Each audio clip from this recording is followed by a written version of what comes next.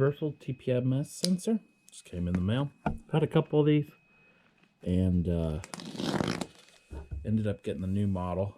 Don't like it at all, so I ended up buying the old model. I need this because I do a lot of traveling, and I need to know the immediate pressure in my tow car. And every now and then I drop it, forget it, falls on the ground, breaks. So I buy one probably about once a year. I've accidentally, which it's supposed to be able to be left on the dash, and I had one get fried by the sun. It fried the LCD, so I had to buy a new one. So I buy one about every year, and they always last pretty good. I have the newest model that doesn't, or it takes AAA batteries. I didn't like it, and I'll show you guys why. I actually still have it, and I'll be able to do a side-by-side comparison. But this one is the solar-powered one. It's also rechargeable, and I will have the link in the description. Solar charging, USB charging, pressure monitor. I've never really had the solar charger work because it fried the screen, so I really don't want to put it up there. Temperature model, temperature monitor, which I like it. If I don't drop it on the ground. Color display, anti-high temperature, which sometimes gets annoying, especially on the newest one. Internal, external, built-in voice. Now, as long as you have a normal valve stem where the cap screws on, this will work. You can put it on a motorcycle, four-wheeler, any type of car. I think every car basically has this valve stem. Even motorcycles and semis have the same valve stem. I can go to about a 34-foot motor home. Anything after that, you kind of got to put it in the window to have a better shot at having a signal. But let's check it out. So there's the manual. I never really have to use the manual, but I always keep it because I got a lot of extras, because I always break the LCD part of it, but I always have extras of these, so I always keep them in case I can reprogram them or whatnot. And yeah, I don't know if you guys can take a screenshot of that, read it if you want. I'm not really going to read it. It's all basic stuff to me because I've had these for 5 years. But yeah, there's the instructions. USB micro. They haven't updated anything new, and the new one doesn't even have a rechargeable. Looks like it's about 3 feet in length. You're going to have the unit itself, which we'll get to that. Looks like we have a double sticky pad if we want to put it on the dash. Might as well open this, I guess. So just wrapping on it. Goes right there if you want to mount it to the dash that way. I wouldn't do it. I kind of like it to be loose. There we have the micro USB for charging. We got a tear off right here. Screen kind of looks like it's gotten water damage. There's the solar panel. Peel that off. The solar panel does show it charges. I'm sure it works, but it's easier just to recharge it normal. Got 3 clicking buttons on the top. A nice display once we get it going. And we'll do that next. So I've traveled almost 500,000 miles using these. And I've never used this stuff that's in here. I used it for a little bit, but then it just annoyed me. Most people are going to realize they don't want to steal your TPMS sensors because the reprogramming process probably isn't easy, and it's just not worth it. This thing's only 20 bucks. But this goes on first. You screw it onto your valve stem. We'll do one this way just to show you the proper way to do it, but I never use these. You put it in, you screw it on, then you screw on the TPMS sensors, and then you use this and you tighten it up against the back side of that. And it's supposed to be an anti-theft thing. To me, it's just annoying, so I don't use it. I'm not going to use it, but I'll show you guys the proper way to set it up. At least on one tire, I'll show you.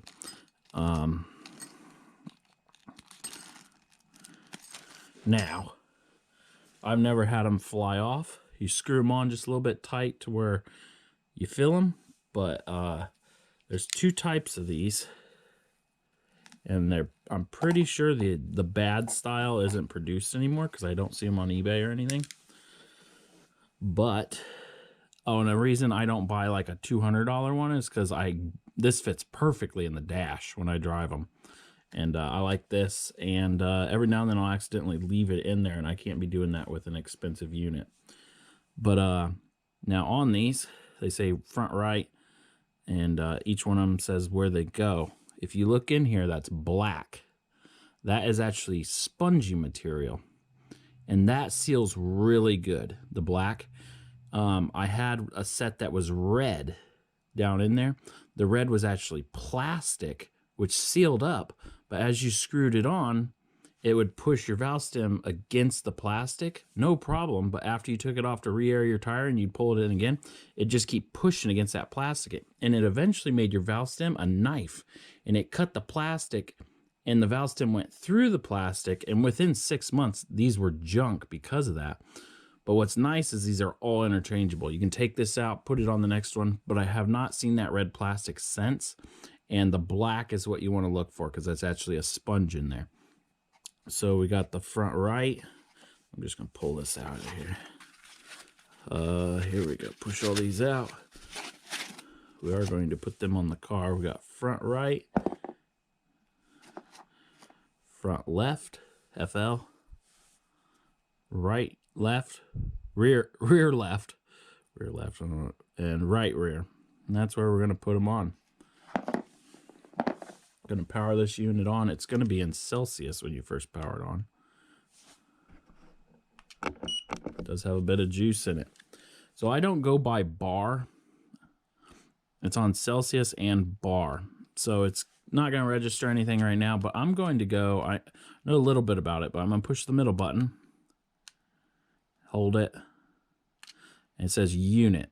And one of these buttons is going to make something blink, and that is not the one. Okay, I think I pressed it again, the middle button. Now bar is blinking. Now it's PSI. You guys can see that now it's on PSI. And I'm going to lock that in. Then I'm going to go to the left. Default feet. That's probably for programming. I've never had a program on it. Who knows what that is? That's probably for programming. Who knows? I don't know what most of this is. Okay. So that's when it's low. Where do you want it to start yelling at you? I have, since I put 33 PSI in my car and I travel to where it's really cold, I need it to go off at 25 because it'll actually drop that far. And this one right here is if it's too high, and I actually want mine on 45 PSI. And it'll start beeping at you. There's the unit, and it shows a little Celsius sign. Hopefully you guys can see that. I'm going to change it to Fahrenheit. Lock that in. And that is all I change. This stuff, I'm sure it's in the manual. It's probably for programming, but they all should be programmed already. But for where I live, I use Fahrenheit and PSI. And why didn't it save that? There we go. Did it save the other one? Yeah, it saved that one. Why won't it save that? Don't like 25? Okay, whatever. Shut that off. It says it's 68 degrees. They're all going to be 0 until I plug them in. Now, the temperatures will change. If we had solar in here, that would start blinking if we were charging it. So here we go. Here is the comparison. This is the new unit. It has a solar panel on top, which I could actually live without. Here is the newer units. This is actually an older unit, and then this is the newer unit, but I just got this one last week. Can't stand it. So I searched Facebook, Jesus, eBay really hard and found the old model. And that's what I'm going to stick with. The buttons are black, no problem there, but they're kind of harder to see if it's nighttime and you're trying to look for a reflection. These are also pushed down in a little bit further and feel kind of junky. The display is smaller. It is also, I don't know if you guys can see this. I will turn this away. Can't really see it. Okay. Start turning away. See how you still see 68 PSI, 75? No, that's temperatures. See how you can still see that? And I can actually see better than you. Cameras really don't pick up all that. This one, as soon as you start going away, oh, why does the camera pick it up? The camera can actually see it. I can't. I can't see any of that. It's kind of like the old LCD TVs where you had to be straight on. Somehow the camera can see it, but I cannot. That's pretty wild. Yeah, that's an issue for me because when I'm going down the road, it's actually like over by my radio. So I can't look at it straight on. And this one, I can. I can look at it from all angles. Now, the display being a little bit smaller, that doesn't quite bug me, but not being able to see it from the side really does. Another thing is they did away with the rechargeable. It's not rechargeable. And they just tried to cover it up with a sticker. No problem there. Batteries aren't bad, but the cover is. So, I don't know if you guys can see, it's a little bit, yeah, you can see it's not flush. That's because your car gets very hot. When this sits in my car, it got so hot, it actually warped this. And it warped to where it pulled this latch in, and the latch, this whole thing just fell off. It's obviously cooler now. It's not direct sunlight and in a hot vehicle, and it just fell off. I'm like, what the heck? Another thing is the compartment I hide it in. See how it sticks out really far? If something is to tap that, it pops right off. And I didn't have any problem with it warping. I'm like, as long as the batteries stay in. Well, you try hitting a pothole, try to miss all the potholes, really. Them batteries don't stay in there. As soon as this falls off, which is every 3 miles, once it heats up or something hits that latch, the batteries just fall right out. There's nothing that keeps them in. And obviously they're going to stay in because I'm making a video, but they just fall right out. So if you put tape in there, they ain't going to last either because it's kind of recessed. The batteries are really far in there. So this is awful. This is the bad design. Also, because I haul different motorhomes, this may not bug you as much. I haul longer length units, and sometimes I may not have 2 tires connected the whole time. And I'll put it in the window, just make sure the tire's still there. I stop for brakes and all that. But when it loses connection on this one, it's going to just, it don't even beep because it knows it lost a connection versus losing PSI. So if it's at 33 PSI in my car and it starts lowering it, it's going to go off at 25, but it's also going to know that it didn't disconnect. Now, when it goes out, it's when it's disconnected, normally there's 2 lines there. And it's weird because this one isn't even doing the 2 lines. It'll do 2 lines. It knows it disconnected versus a low tire. So it's not going to beep at you. This one, oh my God. As soon as it loses a signal, which when you get these, you might as well change the batteries. They're going to last maybe 3 months, especially in the cold. But I've used Duracell and they've lasted 3 years. And I keep putting, I'm going to tear these apart after I make the video and put my Duracells in there. They've lasted a very long time. And the right rear on this one's having a bit of problem, which could be just this unit. But every 5 miles it disconnects, and the alarm on this thing is loud, a lot louder than this one. But it's annoying. It doesn't know that it's disconnected. Instead, it's almost yelling at you because it's a flat tire. And every time I grab it really quick, thinking I'm losing a tire, and I can't have that. I can't be in the curvy area, Chattanooga, Tennessee or something, and all of a sudden this thing's yelling at me. This one will only beep at you if it goes over the, well, them ones we've seen, that could be for the temperature. If the temperature goes too high, which I think it's at 115. I've ran my tires about 118 before out in Vegas, but it'll beep on the settings you have. A low tire, a high tire. You almost can shut the high tire off. And high temp. That's the only time it's going to beep. And sometimes I think it beeps when you turn it on. It may not even beep then. Nope. Oh, yep. Just a little beep. That's nice. But this one, it's going to scare you. It's going to make it unsafe to drive because it's going to beep for everything. I haven't had a low tire on this one, but I would not get this unit. I would look for the one with the solar panel, bigger display. You can see it from the side, no problems. And yeah, it's super nice. But there's my comparison of why you should get this one over this one, unless you see all the good in this. It is smaller. It's a smaller unit, barely. Not enough to go whoopee for. But if you're getting it because you're excited about the solar panel, these aren't a $200 setup. The sun could hurt the LCD, which I have had. I've seen also ones that look just like this sell for $200, and people are thinking they're getting something better. The only thing I've seen better, because I know some of my friends have the $200 units on units where they don't have to keep moving this into every new vehicle. And this is what's different on it. Well, obviously the display is super nice, can go longer range, maybe for a semi or something. But these are nice. This is all metal right here. It comes out a little bit further. They're kind of bulkier looking. This all looks the same, but it's bulkier here, so it sits away from the tire, maybe a 1/8 of an inch. But I'm sure they're better on the inside. I've never had to tear one apart. But for my job, this is the best thing. So now we're going to go put it on the car, which is a very simple process, but might as well show you guys. It would start blinking, and then it'd show the PSI. Now I'm going to put it side by side with the new one and show you why this one, even though they're both cheapos, why this is the better version. I'm going to go get it for you guys. Here's the culprit. I'm going to put some new ones on there, and if you look, they're kind of already new because I had that older model. Didn't really care for it. So here is, I'm going to turn it on.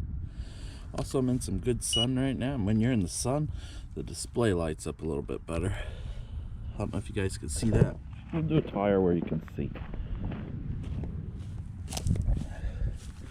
There, not so much sun. So, see it flashing? Because it's in the sun. It's not really in the sun right now, but it thinks it is. So we need FL on this one, which is that one right there. We're going to do this one the right way, or at least how they think you should do it. I don't like it. And as soon as I shut this off, I'm taking it off. So this is the kit it comes with. This is the anti-theft. Stop people from stealing something nobody wants. Taking that one off. Whoop, I actually took the cap off.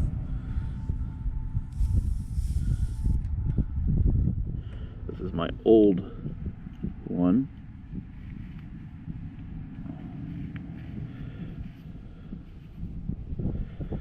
Put that down. You gotta screw this on first. Screwed on really far.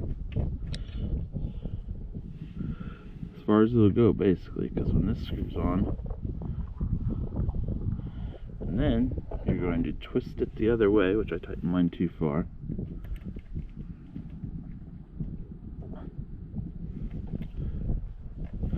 You're going to twist it so it comes back out and pushes against the sensor. Then you're going to keep this tight, go like this, and twist it. So it's super secure, they think, because no one else gets the same wrench. There you go. So that's tight up against there, but if I walk up here, twist this to the left, it falls right off. So this is the stupidest thing ever. And this one beeps, I guess, too, when it loses PSI. I don't know if you guys can see that. As I screw it in, 25, 31. Don't know how I just showed a few different things. So let's go ahead and go to the other ones and not pick up that sensor I just took off. Oh, it's been cold out here. Okay, we're gonna need the left rear. Taking that one off. Hey, we're dropping it on the inside tire. Perfect. Right, left. We'll be screwing that in. Rear left, I think it really means. Got 31 in that tire. It's a bit colder out today than what it was yesterday, so the air in the tire is going to be kind of like a bottle. It's going to lower. So if it was a nice 70 degrees out today, it would be 33 psi. And since I'm going to a warm climate, today.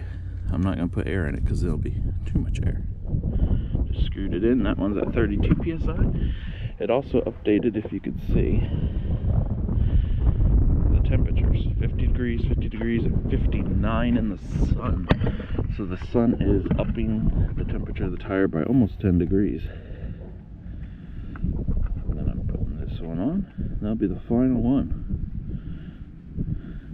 There we go. 53 degrees, 32 psi. If I take it off, for some reason it beeps now. But if you tap that button right there, nope, doesn't let you do it. Nope. So no matter what, they all beep now, I guess. So there is no good model anymore. There you go, just slap that on your dash. I wouldn't quite put it in the sun because the display does not handle the direct sunlight. There you go. Thanks for watching.